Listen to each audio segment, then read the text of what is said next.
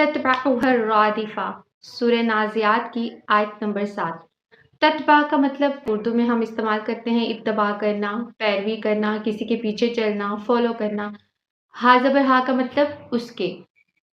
रादिफा, रादिफा का मतलब रदफ, मुतरादिफ। आपने लफ्ज़ सुना होगा उर्दू ग्रामर में, मुतरादिफ यानी दो लफ्ज़ जो एक दूसरे से मिलते जुलते हों, very close to each other. यहाँ पर अरबी में रदफ से मतलब है कि जब दो चीज़ों की मंजिल एक हो, एक दूसरी चीज़ बनी ही इसलिए हो कि वो पहली चीज़ के पीछे जा सके। जैसे एक गाड़ी में सवार आदमियों को देख लें या एक मोटरसाइकिल पे सवार आदमियों को देख लें, तो दोनों ने एक जगह ही जाना है।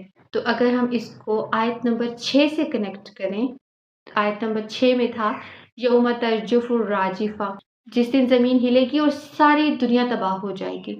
उसके बाद अल्लाह ताला इरशाद फरमाते हैं और उसके पीछे एक और ज़ोर का झटका पड़ेगा। सूरह ज़ुमर की आयत नंबर 68 में अल्लाह ताला इरशाद फरमाते हैं और सूर फूंका जाएगा तो ज़मीन और आसमानों में जो भी हैं वो सब मरकर गिर जाएंगे सिवाय उनके जिन्हें अल्लाह जिंदा रखना चाहे। फिर एक दूसरा सूर फूंका जाएगा तो यकायक वो सब उठकर देखने लगेंगे। इससे हमें ये पता चलता है कि क़यामत में दो तरफा सूर फूंका जाएगा। पहली दफ़ा यौमा तरजुफुर राजिफा, जब ज़मीन हिलेगी और पूरी दुनिया तबाह हो जाएगी सिवाय उन चीज़ों के जिन्हें अल्लाह ताला तबाह ना करे। और उसके बाद तत्बअुहा रादिफा, उसके पीछे एक और ज़ोरदार झटका पड़ेगा जब मुर्दे कब्रों से जिंदा होकर निकल आएंगे। अल्लाहुम्मा हासिबना हिसाबन यसीरा, अल्लाह ताला हमारा आखिरत का हिसाब आसान करे। अल्लाह ताला हमें आखिरत की सख्तियों से महफूज रखे।